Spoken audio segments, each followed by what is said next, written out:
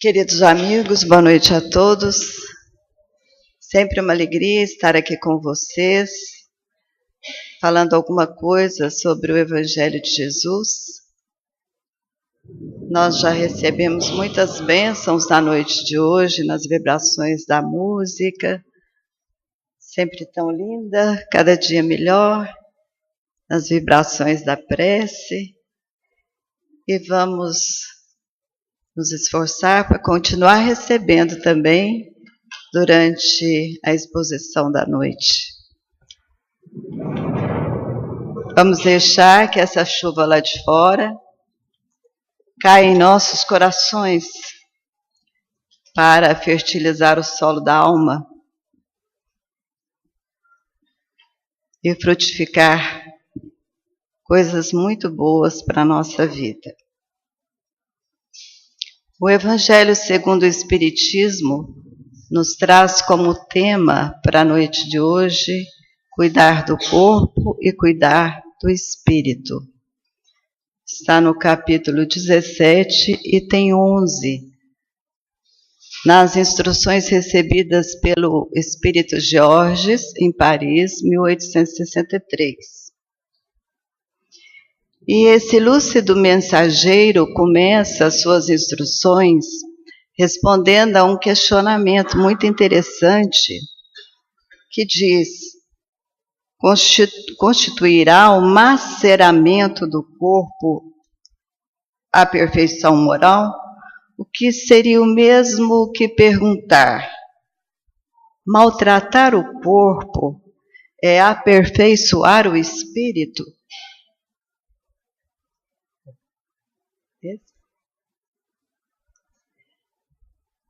Porque, meus amigos, hoje existe ainda a crença de que mortificando o corpo nós aperfeiçoamos o espírito.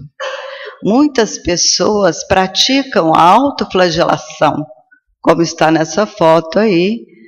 Eles estão espancando as costas até tirar o sangue, pensando que assim vão aperfeiçoar o espírito.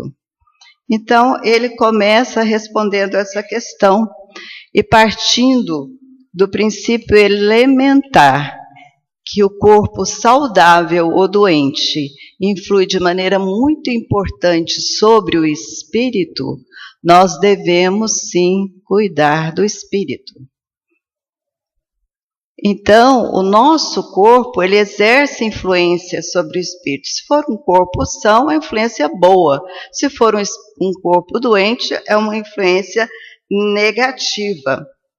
Durante a encarnação, o espírito está preso ao corpo físico, é como um prisioneiro.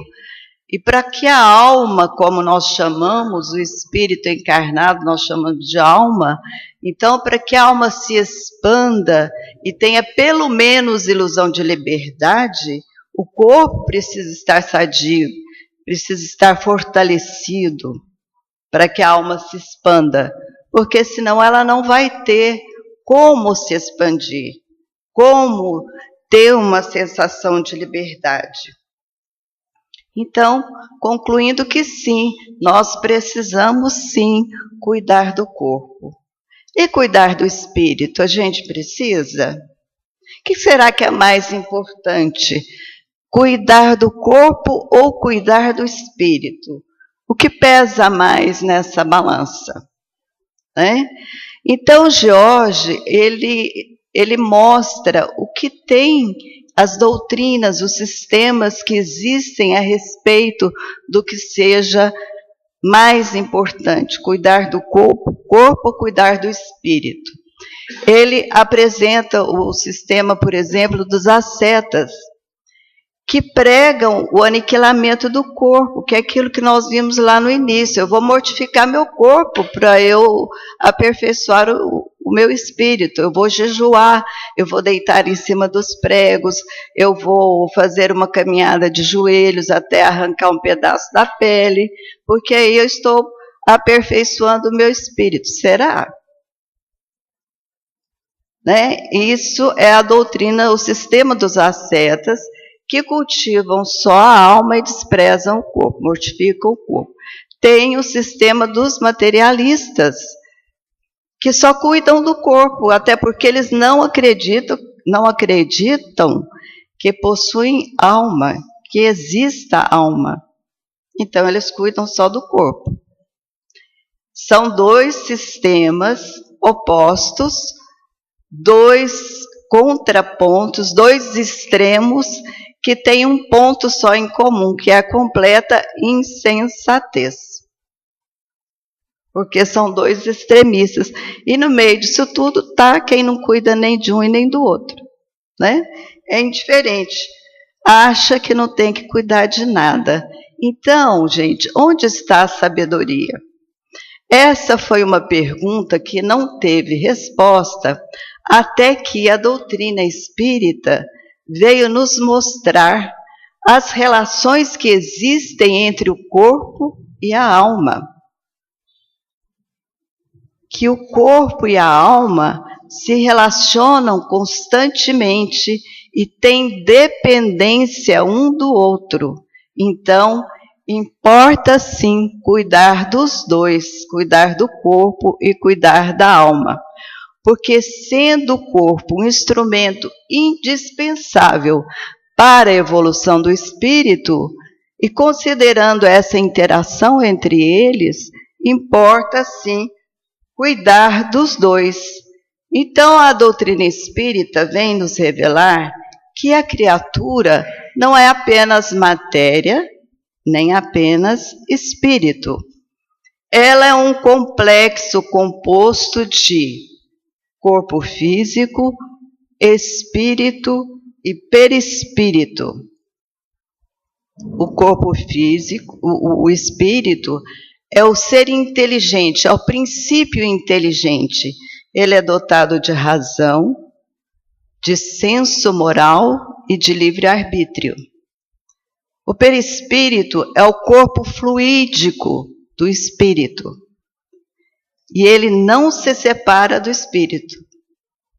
A gente desencarna e o perispírito acompanha o espírito. Porque ele é a matriz, no nosso perispírito, é o arquivo, é a matriz onde estão arquivados todas as nossas atitudes, todos os nossos erros, todos os nossos acertos, tudo que nós adquirimos de virtude, todos os defeitos que nós não superamos. E esse perispírito, ele vai ser o molde do nosso próximo corpo físico.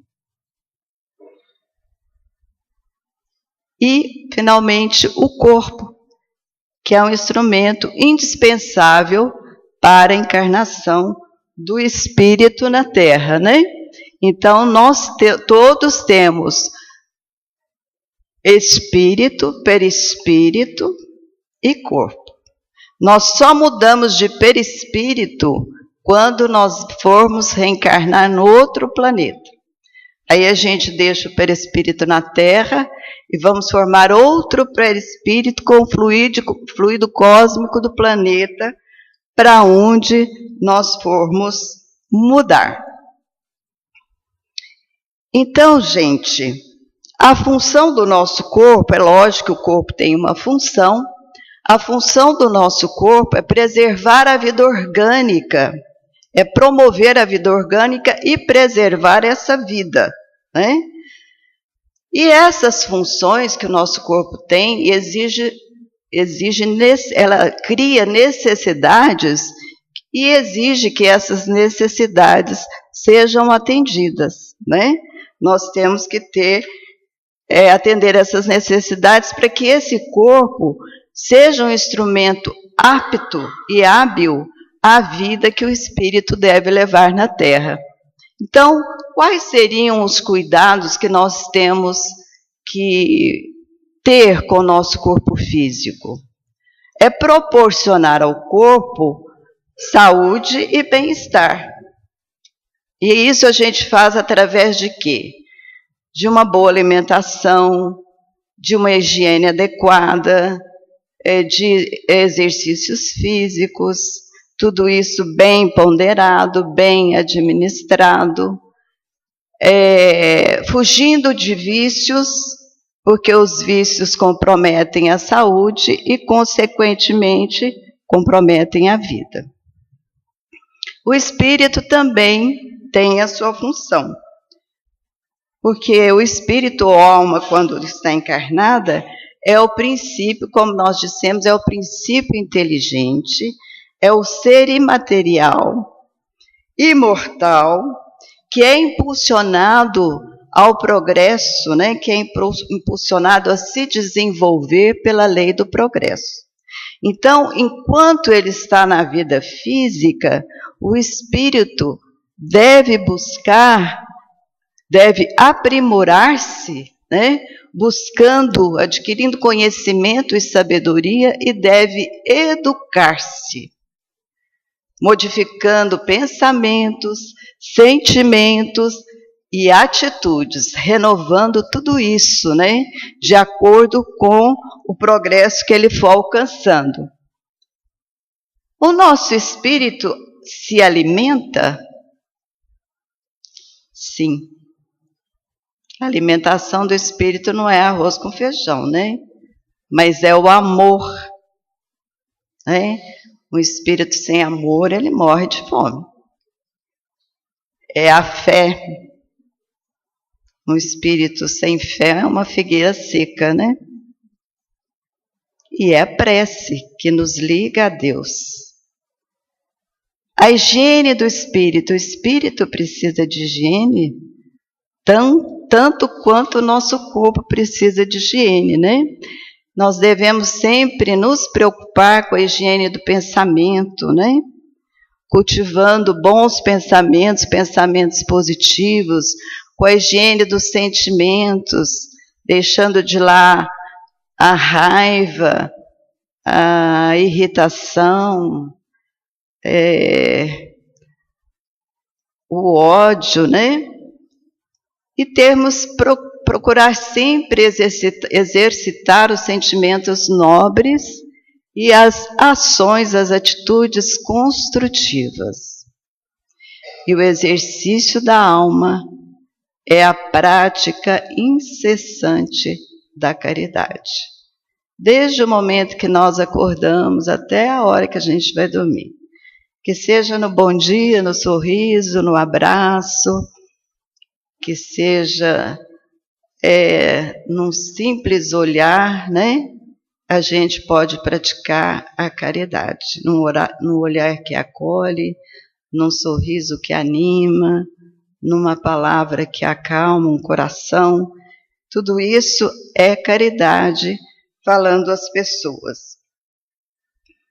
Então, gente, daí as recomendações de George, o instrutor, quando ele fala assim: amai, pois, a vossa alma,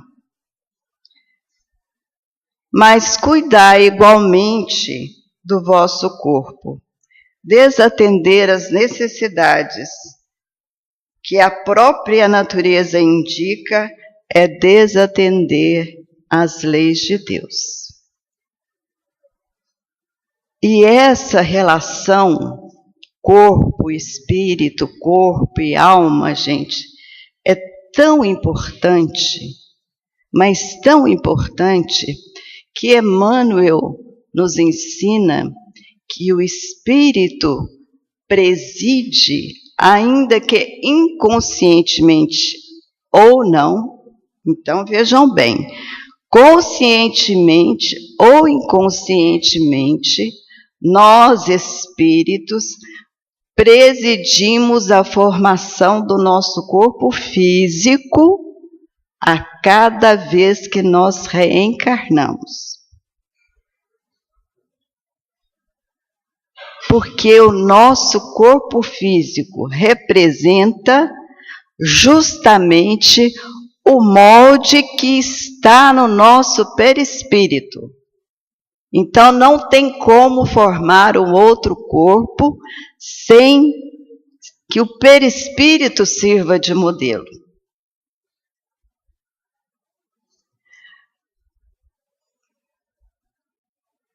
Nesse livrinho aqui, Contos dessa e da Outra Vida, que é de Irmão X, da psicografia abençoada de Chico Xavier, irmão X nos conta que eles estão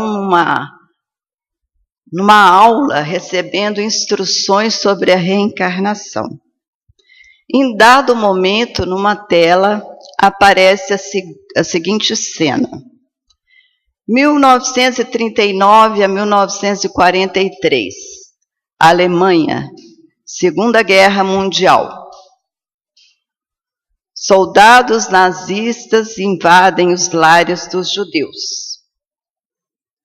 Roubam-lhes o patrimônio para sustentar a guerra, com uma crueldade sem limites. Mãos, braços, colos, orelhas que portasse um objeto de valor, uma joia, eram impiedosamente decepados. Se alguém ousasse levantar para defender aquelas vítimas, tinham as pernas imediatamente cortadas. Cena 2. Num ponto obscuro do plano espiritual, criaturas retorcem num sofrimento doloroso. Choram, reclamam a falta das mãos, a falta das orelhas, a falta dos dedos, a falta das pernas. Eram os mesmos soldados nazistas que imprimiram em seu perispírito os ferimentos causados aos judeus. Cena 3. Os mesmos soldados nazistas renascem, portando em seus corpos as mesmas deformidades que impuseram às suas vítimas, e renascem na própria Alemanha como vítimas da talidomida. Então é assim que o nosso corpo é criado a cada encarnação. Cada atitude nossa vai sendo plasmada no nosso perispírito e aquela marca vai corresponder a alguma coisa no nosso novo corpo. E é assim que nós vemos aquelas criaturas aflitas no plano espiritual, totalmente desequilibradas, quando reencarna, já apresentam desde o berço o desequilíbrio vibracional que elas impuseram a si mesmas através das suas atitudes. Então, as doenças genéticas, desculpa, perdi a palavra, as doenças congênitas, as enfermidades congênitas, né, são resultado do que nós fizemos no passado. Elas nos falam do que nós fizemos no passado. Elas nos retratam por dentro, né? Reclamam tratamento daquilo que nós fizemos a nós mesmos. Então, as causas das mutilações, das deformações com as quais nós renascemos, está no nosso perispírito. E é dali que nasce aquela prova, né, que nós temos que vivenciar. Também no livro Nosso Lar. Certo. Então, olha ali. As pessoas que se entregam ao homicídio, como foi o caso dos nazistas, a delinquências, ao suicídio ou a qualquer tipo de viciação, vai registrar isso no seu campo perispiritual e vai renascer como consequência com mutilações, deformações, com doenças congênitas e até loucura. Na loucura, o espírito lúcido, né, ou mais ou menos lúcido, fica preso ao corpo, né? Ele é prisioneiro do corpo até conseguir se libertar. No livro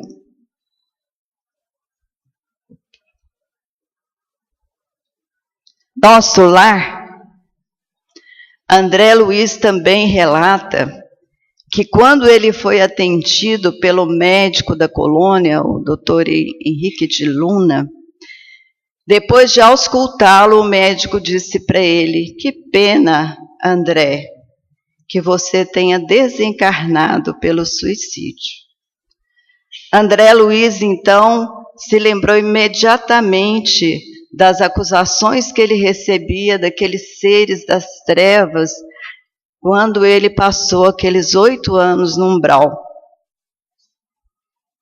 E ele então disse: mas deve haver um engano.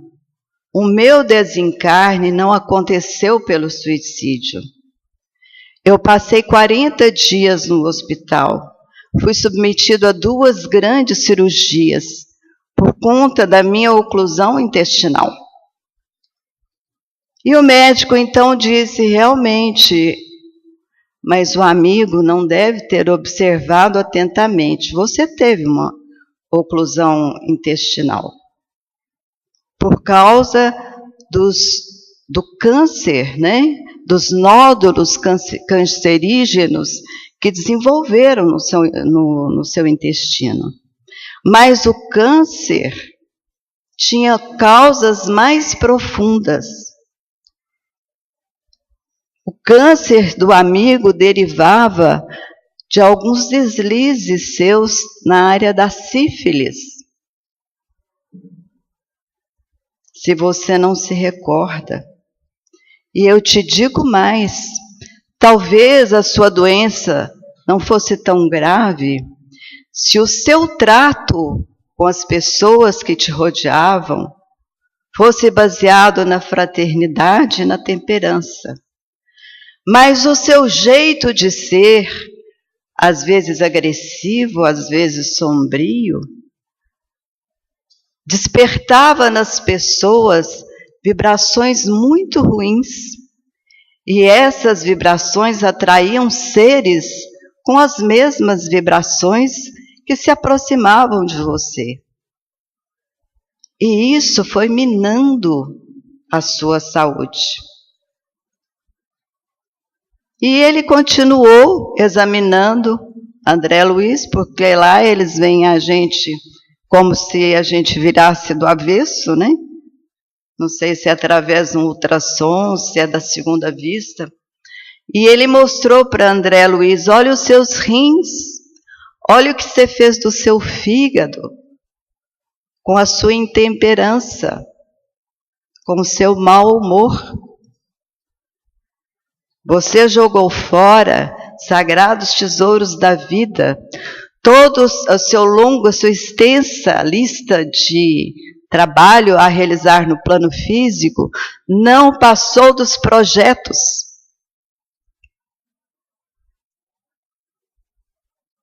E você comprometeu-se ainda mais. Todo o seu trato gástrico com alimentação e bebida alcoólica, aparentemente sem nenhuma importância. É o que nós chamamos beber socialmente, comer socialmente.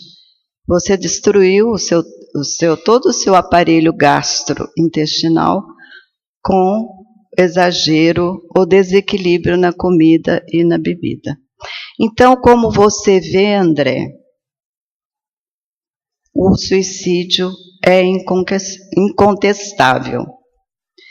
Então, meus irmãos, considerando então a importância do nosso corpo físico para o progresso do nosso espírito, devemos cuidar da necessidade do corpo, né? Sempre com aquela ideia de que ele é um instrumento da evolução do espírito. Não valorizar o corpo acima do ser espiritual, mas também não desprezar esse corpo, achando que ele é culpado das nossas imperfeições. Vamos procurar manter esse corpo o melhor possível, para que ele ofereça condições ao nosso espírito de realizar aquelas tarefas que ele veio realmente realizar.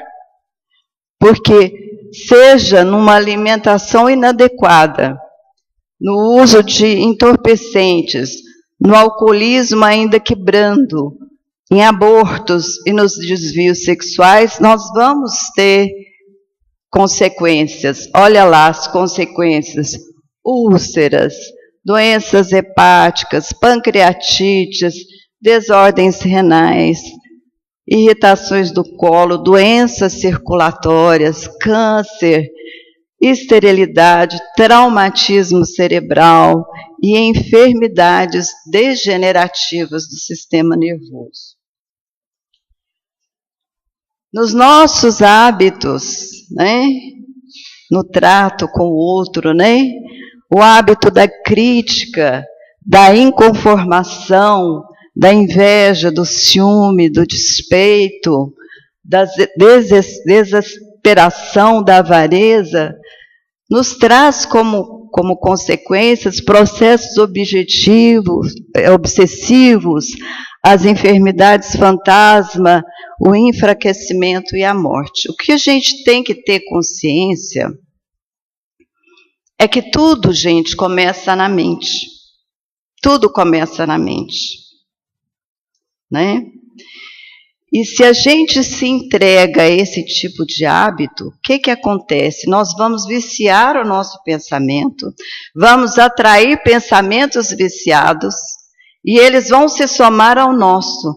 E aí começam os processos obsessivos, e às vezes esse processo obsessivo, mesmo sem nos tirar totalmente da razão, eles vão nos corroendo por dentro, eles vão nos minando a nossa energia vital. E a gente vai se enfraquecendo, né? E muitas pessoas adoecem e morrem, né? Então, cuidemos do pensamento, né? Outra coisa, né, que nós também devemos lembrar é que o melhor antídoto contra isso tudo é a prática do bem. E a prática do bem nada mais é do que o nosso próprio dever. Então, procuremos viver mais em consonância com o Evangelho de Jesus, né? E tudo nos será dado por acréscimo, inclusive a saúde, né? Nada, portanto, é mais saudável para nós do que aquela luta íntima que nós façamos para vencer as nossas fraquezas e as nossas imperfeições. A doutrina espírita nos propõe a reforma íntima, a melhoria de nós mesmos através do autoconhecimento e da autoeducação, né? O hábito da oração, gente, tão benéfico para a alma quanto a escovação dos dentes é para a higiene do corpo, da boca, né?